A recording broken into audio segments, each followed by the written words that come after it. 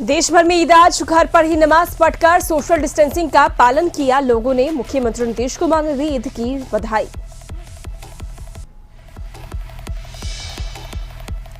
बिहार में तेजी से फैल रहा कोरोना का वायरस। अब तक 2643 लोग कोरोना वायरस से संक्रमित, 13 लोगों की जा चुकी है अब तक जान। 2 महीने बाद शुरू हुई घरेलू विमान सेवा। सुबह 7 बजे पटना एयरपोर्ट से दिल्ली और मुंबई गई फ्लाइट। पहले दिन 15 फ्लाइट भरेगी उड़ान। खगड़िया में क्वारंटीन सेंटर में बच्चे की मौत। खेलने के दौरान सीढ़ी से गिरा बच्चा। क्वारंटीन सेंटर के अधिकारियों पर लापरवाही का आरोप। गोपालगंज में बेखौफ अपराधियों का तांडव। माले नेता के परिवार के 4 सदस्यों को गोलियों से भुना। 3 लोगों की मौत, एक अस्पताल में भर्ती। रेलवे स्टेशनों पर प्रवासियों का फूट रहा गुस्सा। ट्रेन नहीं मिलने पर दानापुर में हंगामा। पूर्णिया के कोट स्टेशन पर तोड़फोड़। छपरा स्टेशन पर भी बना रण क्षेत्र। नवादा में मानवता को शर्मसार करने वाली खबर। आम तोड़ने पर दबंग ने बच्चे का हाथ पैर बांधकर की पिटाई। तमाशा देखते रहे लोग। कल 12:30 बजे जारी होगा बिहार में मैट्रिक का रिजल्ट। पीएसईबी के ऑफिशियल वेबसाइटों पर देख सकते हैं रिजल्ट।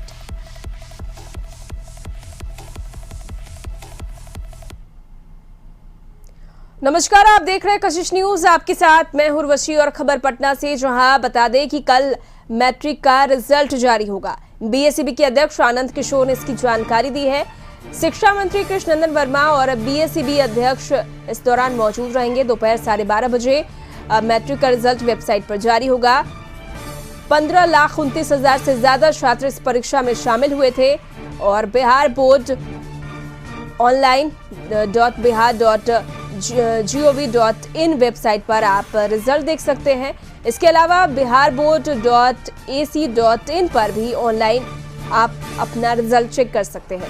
तो कल बीएसईबी मैट्रिक का रिजल्ट जारी होगा।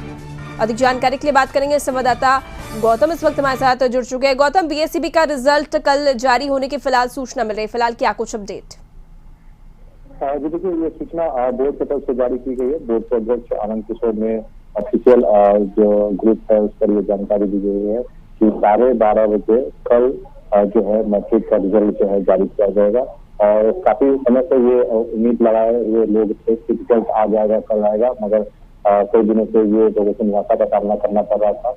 इंतजार लोगों का था, स्टूडेंट के लिए था, क्योंकि रिजल्ट मैट्रिक का जो होता है वो काफी महत्वपूर्ण होता है छात्र जीवन में। और इस तमाम चीजों को लेकर जो एक बिहार में जो संख्या अगर बात करें तो 15,29,393 विद्यार्थी जो है इस बार परीक्षा में सम्मिलित होने के लिए उन्होंने परीक्षा फॉर्म भरा था।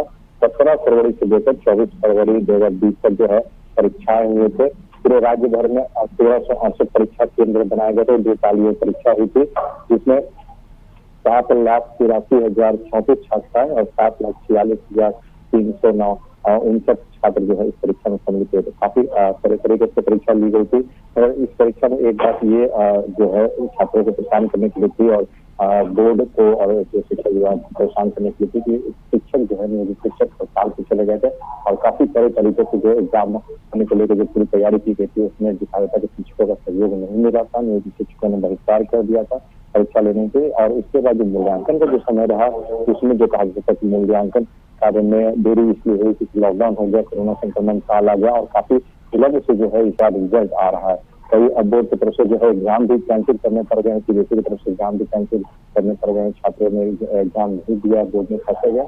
मगर बोर्ड की तरफ से जो है आनंद किशोर ने ये घोषणा करके रखी थी कि जो परीक्षा ली गई है उसे जो जैसे ही छूट मिलेगी लॉकडाउन में उन कार्य में मूल्यांकन कार्य में जो शिक्षक लगे उन्हें फिर से लगाया जाएगा। और यही हुआ कि जिस तरह से लॉकडाउन में छूट मिला शिक्षकों को सोशल डिस्टेंसिंग का पालन कराते हुए मूल्यांकन कार्य कराया गया। और कल जो है कल ये बताया जाता है कि बोर्ड की तरफ से रिजल्ट जारी किया जाएगा। बोर्ड की तरफ से पिछले साल का जो रिजल्ट का मैं आपको आंकड़ा भी बता दूं कि जो रिकॉर्ड समय में जो बोर्ड ने रिजल्ट जारी किया था, बिहार बोर्ड की जो छवि थी वो थोड़ी ऐसी हो गई थी कि विश्वास लोगों को नहीं होता था बिहार बोर्ड के रिजल्ट पर। मगर आनंद किशोर का कार्यकाल जो रहा है इस दौरान बोर्ड में काफी तब्दीलियां की गई हैं। बोर्ड में ऑनलाइन सिस्टम को बहुत ज्यादा डेवलप किया गया है। मैनुअल सिस्टम से ऑनलाइन सिस्टम के माध्यम से जो काम किया गया, पारदर्शिता बढ़ी है और लोगों के जो सर्टिफिकेट बोर्ड पे विश्वास हुआ। रिजल्ट का जो प्रतिशत है उससे भी बढ़ाया गया है। जो मेरिट के स्टूडेंट हैं उनको भी जगह मिलता है। इसके लिए काफी वेरिफिकेशन करने के बाद जो है की सूची बनाई जाती है, तो तमाम तरह की प्रक्रिया कर ली गई है और इन तमाम प्रक्रिया के बाद जो है। चलिए गौतम, बहुत बहुत शुक्रिया तमाम जानकारी के लिए। तो कल तक का इंतजार करना होगा। कल बीएसईबी मैट्रिक का रिजल्ट जारी होगा और जब वेबसाइट पर जारी की जाएगी उस वक्त आनंद किशोर और कृष्णनंदन वर्मा शिक्षा मंत्री मौजूद रहेंगे।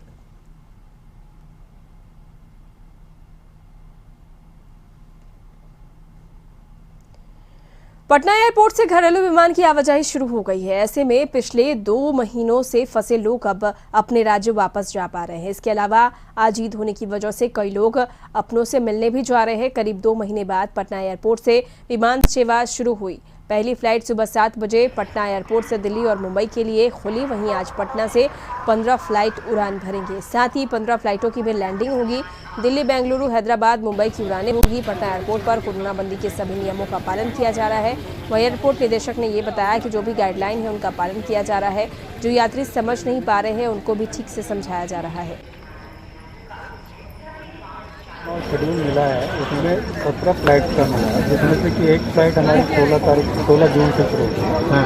और टोटल फ्लाइट आप देखेंगे 17 में से आज कम से कम 15 फ्लाइट का आने का हमारे को हमारी उम्मीद है। और उस हिसाब से हमने सारी तैयारी भी कर ली है। थोड़ा जो पैसेंजर क्योंकि लॉकडाउन के बाद आज पहली बार ट्रैवल कर रहे हैं, तो उनको गाइड करने में उनको जो नहीं हमने यहाँ पे अरेंजमेंट के उसके बारे में थोड़ा उनको जानकारी की कमी है। उस हिसाब से थोड़ा आप देखेंगे भीड़ थोड़ी ज़्यादा दिखेगी, लेकिन अभी सब कुछ तो पटना से 15 कह रहा हूँ, उसमें दिल्ली है, बेंगलोर है, हैदराबाद है और मुंबई है।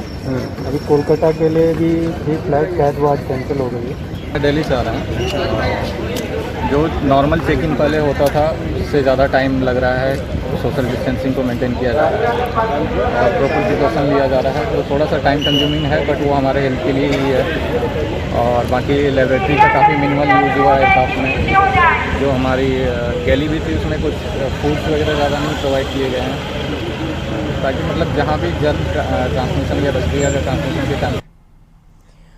कतर के दोहा से स्पेशल विमान 146 प्रवासी यात्रियों को लेकर गया एयरपोर्ट पर पहुंची, जहां एयरपोर्ट परिसर में सभी यात्रियों की स्क्रीनिंग जांच की गई। एयरपोर्ट पर कोविड-19 के प्रोटोकॉल के तहत सभी यात्रियों की मेडिकल जांच की गई। इनके लगेज को सैनिटाइज किया गया और बिहार सरकार द्वारा गठित रिसेप्शन कमेटी के द्वारा इन्हें वंदे भारत किट भी उपलब्ध कराया गया। वहीं गया एयरपोर्ट डायरेक्टर दिलीप कुमार ने बताया कि कतर के दोहा से कुल 146 अप्रवासी यात्री आए हैं, जिनमें से 5 यात्री झारखंड के हैं, जबकि बाकी यात्री बिहार के हैं। सभी यात्रियों की स्क्रीनिंग की गई है और जांच के बाद सभी को बसों के द्वारा उनके गंतव्य स्थान तक भेजा गया है।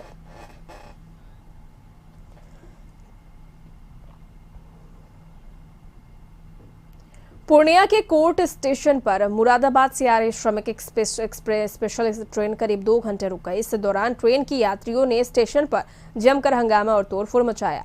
लोगों ने स्टेशन के शीशे भी तोड़ डाले। वहीं भूख प्यास से व्याकुल कुछ लोगों ने प्लेटफॉर्म पर आम के पेड़ से आम तोड़कर अपनी भूख मिटाई। ट्रेन के यात्री मोहम्मद शाहबाज ने कहा कि वे लोग पिछले 5 दिनों से सफर कर रहे हैं। इस सफर में उन्हें मात्र 1 दिन खाना और पानी दिया गया। वे लोग भूख प्यास से व्याकुल है। इसके बावजूद पूर्णिया कोर्ट स्टेशन पर 2 घंटे तक ट्रेन खड़ी रही। उन लोगों को आगे ट्रेन से पूर्णिया जंक्शन जाना था, इसके बाद अपने अपने घर जाना था। लोगों ने कहा कि एक तो आज ईद है, दूसरा भूख प्यास से वे लोग परेशान हैं, जिसके कारण लोगों ने हंगामा किया। किसी तरह आरपीएफ और स्टेशन पर मौजूद कर्मियों ने लोगों को शांत कर फिर ट्रेन को रवाना करवाया। सरकार ने कहा था कि ट्रेन में बैठने के बाद तुम्हारे को हर सुविधा मिलेगा। यहाँ पे कोई सुविधा नहीं मिला। एक जगह सिर्फ पानी का बोतल और एक भजिया का पैकेट मिला। उसके बाद खाने पीने का कुछ नहीं मिला। रास्ते में ना कुछ खरीदने में भी नहीं मिला। यानी सब जगह सब कुछ बंद है, कुछ मिला नहीं सर। वहाँ से भूखा आ रहे हैं। अब यहाँ घर के पास में भी आकर ट्रेन 3-4 घंटे से खड़ी है। अरे परेशान सारे परेशान हो रही है, भूखे मारे हैं। क्या सरकार ने क्या व्यवस्था किया? कहाँ पे आप लोग चढ़े थे गाड़ी पे? मुरादाबाद से आ रहे हैं। वहाँ पे मुरादाबाद में मिला खाना, उसके अलावा कहीं नहीं मिला। छपरा रेलवे स्टेशन पर प्रवासियों ने जमकर हंगामा किया। प्रवासियों को लेकर सूरत से ट्रेन छपरा जंक्शन पहुंची थी। ट्रेन में यात्रियों के खाने के लिए व्यवस्था नहीं की गई थी, जिससे यात्री आक्रोशित हो गए और हंगामा करने लगे। स्टेशन पर मौजूद सुरक्षा कर्मियों ने उन्हें समझाने का प्रयास किया, लेकिन यात्री उग्र हो गए और उड़ेबाजी शुरू कर दी, जिसमें 3 सिपाही जख्मी हो गए हैं। घटना की सूचना मिलते ही पुलिस जवानों के साथ कई अधिकारी स्टेशन पर पहुंचे और मामले को शांत कराया।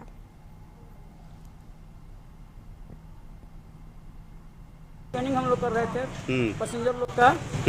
अचानक उधर से रोड़ा चलना शुरू हो गया, धड़ाक धड़ूक तो हम लोग भागना शुरू किए। रोड़ाबाजी शुरू कर दी? पता ना क्या कारण था, नहीं कारण था, इसके बारे में हमको मालूम नहीं है। हम लोग खुद अपना जान बचा के भागे। बाहर तक का रोड़ा भी पड़ा हुआ है। पता चला कि अंदर में खाना पानी के लिए वो लोग डिमांड किया।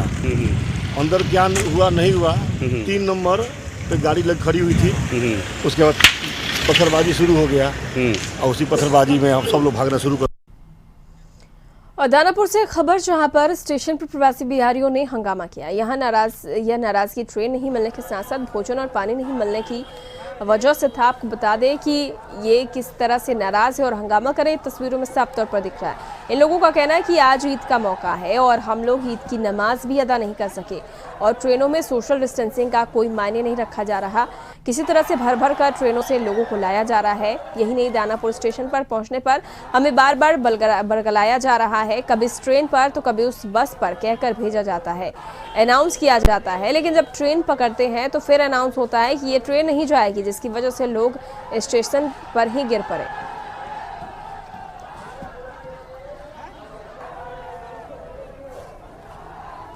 हम लोग यहाँ पे भागलपुर जाने के लिए यहाँ पे दानापुर में पड़े हैं। सुबह 4 बजे से सर हम लोग को कोई भी सुविधा नहीं है, नहीं पानी मिल रहा है, नहीं घर जाने का मिल रहा है, कुछ भी नहीं मिल रहा है सर। हम लोग बहुत परेशान है। 4 बजे से लेकर अब तक कुछ भी नहीं मिला। ईद का नमाज भी छूट गया, सब कुछ हम लोग को छूट गया है सर। खगड़िया में क्वारंटीन सेंटर में ऑन ड्यूटी प्रभारी और कर्मी की लापरवाही ने एक मासूम की जान ले ली। मृतक के परिजनों का कहना है कि अगर समय पर एम्बुलेंस से बच्चे को हॉस्पिटल इलाज के लिए भेजा जाता तो शायद आज 2 साल का मयंक कुमार जिंदा होता। मामला गोगरी थाना के गोगरी कस्तूरबा विद्यालय क्वारंटीन सेंटर का है, जहां क्वारंटीन सेंटर परिसर में बीती रात एक बच्चा खेलने के दौरान सीढ़ी से गिर गया। जख्मी बच्चे को घरेलू नुस्खे से उपचार किया गया। इस दौरान सेंटर से उसे कोई दवाई भी नहीं दी गई, लेकिन बच्चा ठीक नहीं हुआ। घटना के 3 घंटे बाद बच्चे को गोगरी रेफरल अस्पताल लाया गया, जहां डॉक्टरों ने उसे मृत घोषित कर दिया। मृतक के परिजनों का कहना है कि घटना के बाद से वो एम्बुलेंस मंगवाकर हॉस्पिटल बच्चे को भेजने की मांग कर रहे थे, लेकिन सेंटर में मौजूद प्रभारी 3 घंटे बाद एम्बुलेंस मंगवाया, तब तक बच्चे ने दम तोड़ दिया। दरअसल मृतक मयंक कुमार अपने प्रवासी मां बाप के साथ 18 मई से ही क्वारंटीन सेंटर में रह रहा था। वो अपने माता पिता के साथ हरियाणा के पानीपत से अपने गृह जिला आया था। मृतक गोगरी प्रखंड का रहने वाला था।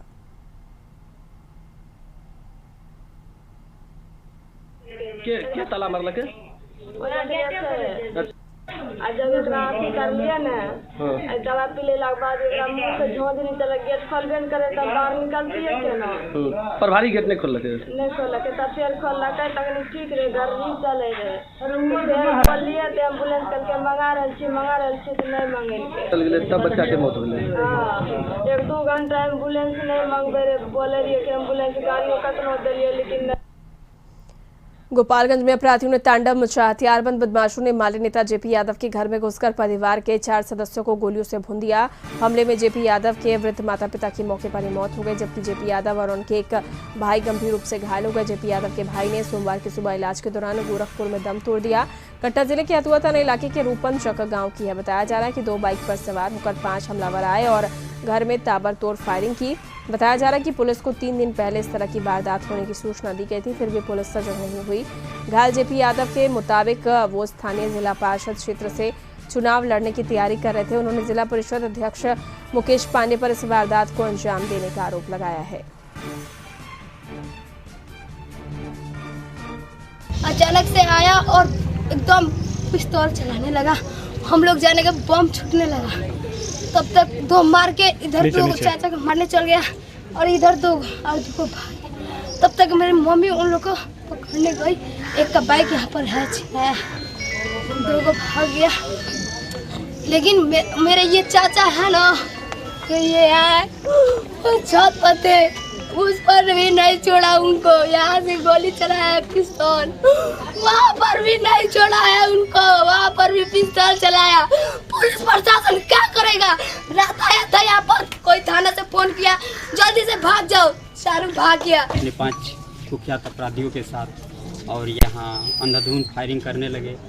यहाँ पे कोई आदमी नहीं था, हमारे घर के सारे सदस्य यहाँ पे थे और उन लोगों ने अंधाधुंध फायरिंग। खगड़िया की मानसी थाना इलाके के सैदपुर गांव में एक ग्रामीण पशु चिकित्सक की हत्या कर दी गई। अज्ञात बदमाशों ने गोली मारकर हत्या की वारदात को अंजाम दिया है। बदमाशों ने घटना को तब अंजाम दिया जब वो अपने घर में सोए थे। इस दौरान बदमाशों ने 3 गोली मारते हुए चलते बने, जिससे उसकी मौत मौके पर ही हो गई। हालांकि मानसी थाना पुलिस मौके पर पहुंचकर मामले की तफ्तीश कर रही है। वहीं परिजनों का कहना है कि गाँव के ही कुछ लोगों ने पुरानी दुश्मनी से इस घटना की वारदात को अंजाम दिया है।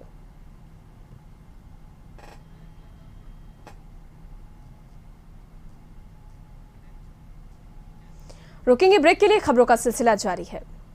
ब्रेक के बाद एक बार फिर से आपका स्वागत है। डिप्टी सीएम सुशील मोदी ने सोमवार को ईद के मौके पर मुस्लिम साथियों को ईद की बधाई दी। मोदी ने फोन पर बीजेपी के राष्ट्रीय प्रवक्ता शाहनवाज हुसैन और अन्य नेताओं से ईद की शुभकामनाएं और बधाई दी। उन्होंने कहा कि पहली बार जब घर में ही रहकर पूरे देश और दुनिया में ईद मनाया जा रहा है। उन्होंने कहा कि कोरोना वायरस न धर्म देखकर आता है और न ही समुदाय देखकर आता है। मोदी ने आगे कहा कि किसी एक की गलती के लिए पूरे समुदाय को दोषी ठहराना गलत है। राष्ट्रीय प्रवक्ता सैयद शाहनवाज हुसैन जी, अल्पसंख्यक मोर्चा के प्रदेश के अध्यक्ष श्री तुफैल कादरी जी और आज के इस ऑडियो कॉन्फ्रेंसिंग के माध्यम से अल्पसंख्यक मोर्चा के 200 से ज़्यादा कार्यकर्ता जो जुड़े हुए हैं, उन सभी लोगों को ईद की मुबारकबाद, ईद की बधाई, मेरी शुभकामना। ईद के पावन पर्व पर अपने सभी मुस्लिम भाइयों को अपनी ओर से मुबारकबाद देता हूँ, बधाई देता हूँ और शुभकामना देता हूँ। मित्रों, पिछले मैं लगभग 25 वर्षों से और हर वर्ष इफ्तार पार्टी दिया करता था और हजारों मेरे मुस्लिम भाई इफ्तार में शामिल होते थे। लेकिन ये पहला मौका है जब इस देश के अंदर या दुनिया में कोई इफ्तार का आयोजन नहीं हो पाया। कि ये कोरोना वायरस जो है, ये न धर्म देखकर आता है, न जाति को देखकर आता है। आज दुनिया के जो सबसे शक्तिशाली देश है, अमेरिका हो या ब्रिटेन हो, स्पेन हो, इटली हो, जहाँ ईसाई आबादी सर्वाधिक है, वो सबसे ज़्यादा प्रभावित मुल्क हैं।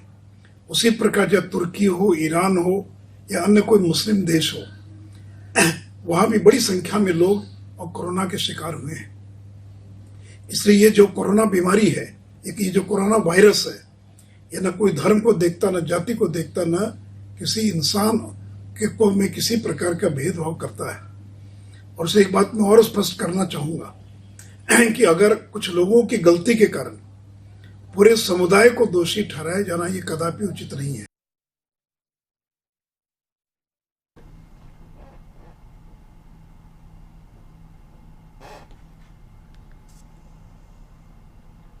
और आपसी प्रेम और भाईचारे का पर्व ईद कोरोना महामारी को लेकर त्योहार फीका रहा। वहीं पटना सिटी के सुल्तानगंज इलाके के दरगाह रोड स्थित दरगाह मैदान में ईदी कैंप का आयोजन किया गया। इस मौके पर कांग्रेस के प्रदेश अध्यक्ष व पूर्व मंत्री मदन मोहन झा ने ईदी कैंप में भाग लिया। वहीं कोरोना महामारी में ईद पर्व मनाने से वंचित रहे स्लम बस्ती के 15,000 लोगों को चिन्हित कर घर घर जाकर सेवैयां और दूध बांटी गई। इस मौके पर उन्होंने ईद पर्व की बधाई भी दी।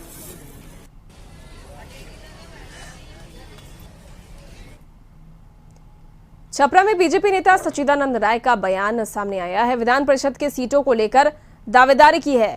मनोनयन वाले 12 सीटों में से 5 सीट पर दावा किया है। विधान परिषद के सभापति सीट पर भी दावेदारी की है। बीजेपी के लिए सच्चिदानंद राय ने सीट मांगी है। विधान परिषद के सभापति और उपसभापति पद खाली हो गया है और इसी के मद्देनजर बीजेपी के नेता सच्चिदानंद राय ने बयान दिया है और कहा है कि छपरा में बीजेपी नेता ने यह बयान दिया और कहा कि विधान परिषद के सीटों को लेकर दावेदारी की है।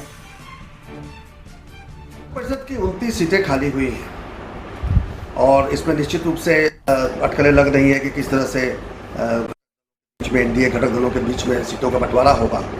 तो जो 9 सीटें विधायकों द्वारा चुनी जानी है, उनका तो बड़ा क्लियर है कि भाजपा 2 और जदयू 3 और गठबंधन के महागठबंधन के लोग 4 प्रतिनिधि भेज पाएंगे। उसमें बहुत ज़्यादा दरमलाई का जगह भी नहीं है। उसी तरह से बाकी जो 8 सीट जो 4 शिक्षक प्रतिनिधि के रूप में और 4 स्नातक प्रतिनिधि के रूप में जो होने हैं वो भी मोरलेस तय है, जो सिटिंग है वो है। और एक आध जगह विधान परिषद। तो आपको बता दें कि बीजेपी नेता सच्चिदानंद राय ने बयान दिया और अभी आपने उनके बयानों को सुना है। विधान परिषद की सीटों को लेकर दावेदारी की गई है और मनोनयन वाले 12 सीट में से 5 सीट पर दावा किया। विधान परिषद के सभापति सीट पर भी दावेदारी की। तो विधान परिषद के सभापति और उप सभापति का पद खाली हो गया है और इसी को लेकर सच्चिदानंद राय ने बयान दिया और कहा कि मनोनयन वाले 12 सीट में से 5 सीट पर उन्होंने दावा किया है। तो बीजेपी के लिए सच्चिदानंद राय ने सीट मांगी है।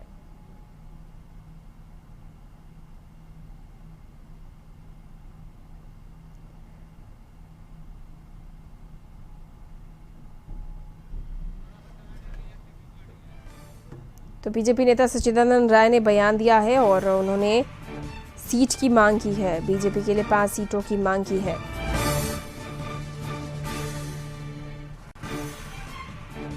विधान परिषद की 29 सीटें खाली हुई हैं और इसमें निश्चित रूप से अटकलें लग रही हैं कि किस तरह से घटक दलों के बीच में, एनडीए घटक दलों के बीच में सीटों का बंटवारा होगा। तो जो 9 सीटें विधायकों द्वारा चुनी जानी है उनका तो बड़ा क्लियर है कि भाजपा 2 और जदयू 3 और गठबंधन के महागठबंधन के लोग 4 प्रतिनिधि भेज पाएंगे। उसमें बहुत ज़्यादा दरमलाई का जगह भी नहीं है। उसी तरह से बाकी जो 8 सीट जो 4 शिक्षक प्रतिनिधि के रूप में और 4 स्नातक प्रतिनिधि के रूप में जो। और रुकेंगे एक छोटे से ब्रेक के लिए। खबरों का सिलसिला जारी है। ब्रेक के बाद एक बार फिर से आपका स्वागत है। बांका जिले के बेलहर के आरजेडी विधायक रामदेव यादव पर क्वारंटाइन सेंटर में रह रहे लोगों ने हमला कर दिया। यह घटना उस वक्त हुई जब रामदेव यादव बांका से बेलहर लौट रहे थे। रास्ते में कटोरिया के पास कमरिया धर्मशाला के पास क्वारंटाइन सेंटर में रह रहे लोगों ने रोड जाम किया था। विधायक के बॉडीगार्ड ने जब रोड से हटने को कहा तो लोग बिगड़ गए और बॉडीगार्ड के साथ हाथापाई करने लगे। जब विधायक जी गाड़ी से उतरने लगे तो लोग विधायक जी के साथ भी बदसलूकी करने लगे। आनंद फानन में विधायक जी पुलिस को सूचना दी। पुलिस ने घटनास्थल पर पहुंचकर विधायक जी को सुरक्षित निकाला। हालांकि रामदेव यादव ने कुछ भी कहने से बॉडीगार्ड का हथियार छीनने का आरोप लगाया है। पुलिस पूरे मामले की तफ्तीश में जुट गई है। बांका से कटोरिया होते हुए बेलहर लौट रहा था। लगभग 12 साढ़े 12 बजे दिन में जब हम कंवरिया धर्मशाला के पास आए तो देखा कि बांस ओस चौकी उकी लगाए हुए रोड को जाम किए हुआ। तो हमारा बॉडीगार्ड संजीव कुमार नीचे उतर करके गया और उन लोगों को बोला कि क्यों जाम किए हुए। इसके बाद अचानक उन लोगों ने हम लोगों पर हमला कर दिया। कहा कि ये पुलिस है, मारो इसी को। हमारे अंगरक्षक को मारने पीटने लगा, उसका हथियार छीनने लगा। इस पर अगल बगल के कई लोग दौड़ पड़े और दौड़ पड़ने बीच बचाव कर। नवादा से मानवता को शर्मसार करने वाली खबर सामने आई है। आम तौर पर पकड़े गए बच्चे को दबंग ने हाथ पैर बांधकर पिटाई की। घटना रोह थाना इलाके के कुछ गांव की है, जहां बच्चों के साथ हो रही अमानवीयता को देखने के लिए भीड़ जुट गई। पर तमाशा दिख रहे कोई भी शख्स ने दबंग से बच्चे को छुड़ाने की जहमत नहीं उठाई। दबंग सबके सामने बच्चे की बांधकर पिटाई करता रहा, पर कोई बच्चे को बचाने के लिए सामने नहीं आया।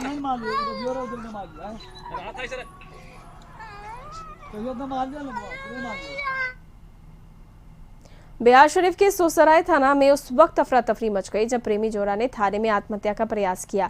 आनंद फानन में सोसराय पुलिस ने दोनों को इलाज के लिए अस्पताल में भर्ती कराया है, जहां पर सबका इलाज किया जा रहा है। प्रेमी जोड़े ने बताया कि ये लोग काफी दिनों से एक दूसरे से प्यार करते थे, मगर लड़की के परिवार वाले लड़की की शादी कहीं और तय कर दिया था। इसके बाद दोनों घर से फरार हो गए। इसके बाद लड़की के परिवार वालों ने लड़के के पूरे परिवार का पर अपहरण करने का मामला दर्ज करा दिया। इसके बाद दबाव में आकर दोनों थाने में सरेंडर कर दिया। इस दौरान न्यायालय के आदेश पर लड़की को परिवार के हवाले कर दिया गया। इसके बाद लड़की वाले लड़की की शादी दूसरे लड़के से करने लगे। इस बात की जानकारी मिलते ही लड़की अपने प्रेमी के साथ फिर से फरार हो गई और पटना के एक मंदिर में जाकर शादी कर ली। और आज सुबह दोनों ने थाने पर पहुंचकर खुद को थाने के हवाले कर दिया और दोनों परिवार के सामने शादी करने की बात कहने लगे, मगर परिवार वाले फिर से शादी कराने से इनकार थे, जिसके बाद इन्होंने ये कदम उठाई।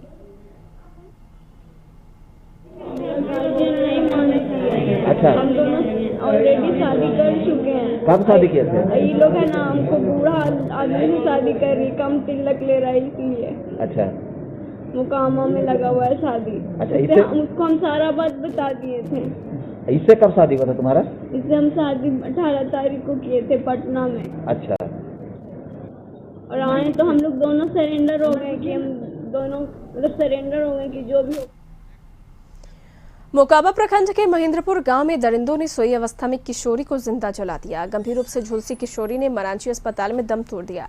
हत्या की यह घटना तड़के उस वक्त हुई जब किशोरी अपनी मां के साथ सोई थी। दरिंदों ने पेट्रोल छिड़ककर किशोरी को जिंदा जला दिया। इस घटना की खबर मिलते ही ग्रामीण उग्र हो गए और दरिंदों की गिरफ्तारी की मांग को लेकर जमकर बवाल काटा।